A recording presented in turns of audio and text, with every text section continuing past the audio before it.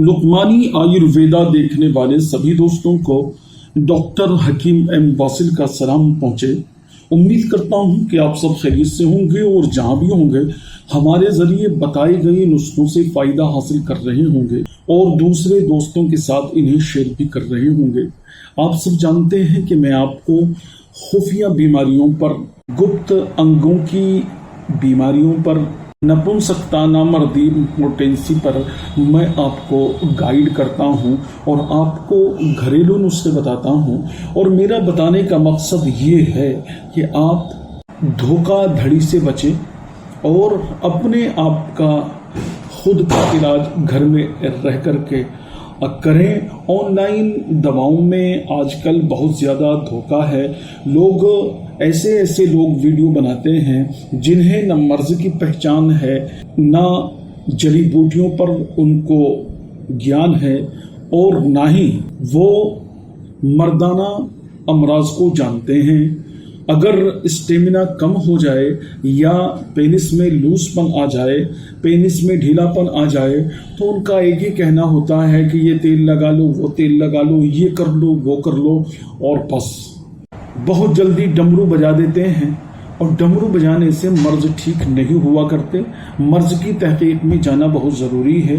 मर्ज की जड़ में अगर आप न गए और आपने न जाना कि किस तरीके से इलाज किया जा सकता है, तो मैं समझता हूं कि आप धोखे में पड़ जाएंगे और आप अपने आप को खराब कर लेंगे। इसलिए कि ज़बरदस्ती दवाएं खाना या उल्टी सीधी दवाओं का इस्तेमाल, अगर शरीर में उल्टी सीधी दवाइयां जाएंगी तो कभी भी उससे फ़ायदा हासिल नहीं होगा। आज एक ऐसा नुस्खा मैं आपको बता रहा हूं जो ये मौसम चल रहा है कि इसमें फीवर भी हो जाता है, बुखार भी आ जाता है।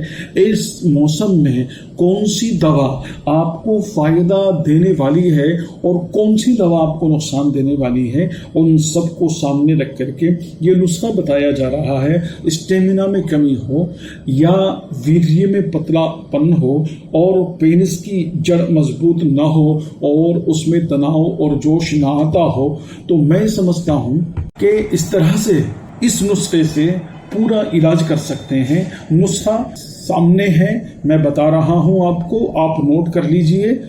नुस्खे के अंदर सबसे पहले हम इस्तेमाल करेंगे मुलेठी को। मुलेठी दिखाने की ज़रूरत नहीं है, आप सब जानते हैं। मुलेठी नंबर 1, मुलेठी बहुत ज़्यादा मुफीद है वीर्य की गर्मी दूर करने के लिए और मौसमी बुखारों से लड़ने की ताकत पैदा करने के लिए। आपकी बॉडी को ताकत देती है, आपके स्टेमिना को बनाए रखती है और आपको अच्छी जिंदगी गुजारने में मदद देती है। दूसरे नंबर पर बिदारी कंद है।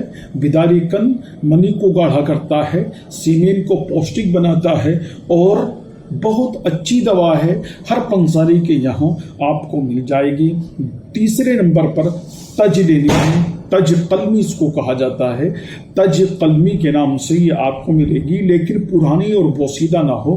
अगर पुरानी होगी, उसका जो एक नेचुरल ऑयल होता है वो उसमें से खत्म हो जाएगा, फिर आपको नुस्खे में डालने से उसको फायदा नहीं मिलेगा। तज के बाद में हमें लौंग लेनी है। लौंग भी मोटी वाली लेनी है जिसकी टोपी सलामत हो। अगर टोपी सलामत नहीं है तो इसके तत्व हैं, इसके अज्जा हैं फायदा पहुंचाने के लिए, वो खत्म हो जाते हैं। नई लौंग लें, मोटी वाली लौंग लें।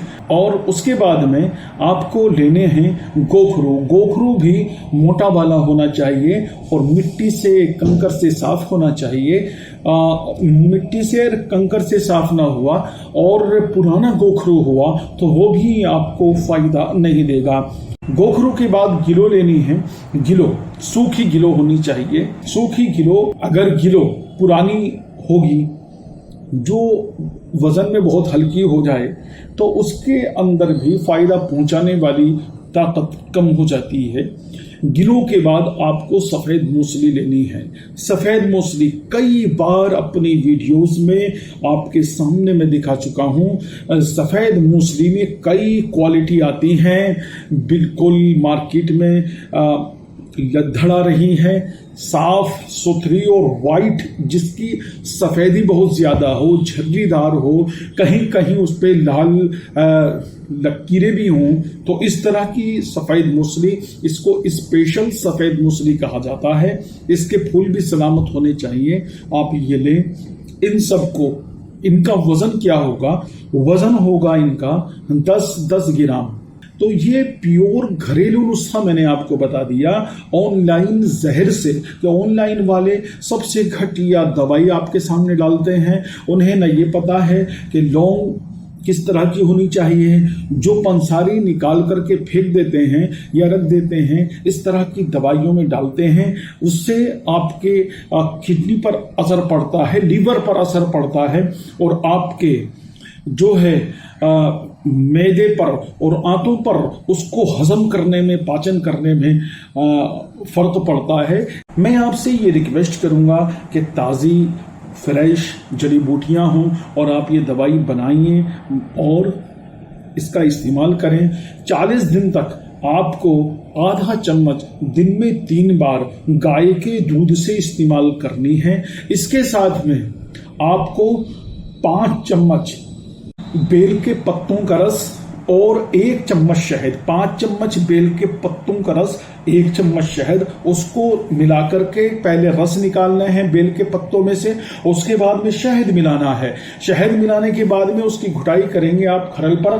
खरल कैसी होनी चाहिए? खरल बहुत सॉफ्ट होनी चाहिए। ये दिखा देता हूं मैं। इसमें घुटाई करनी है आपको।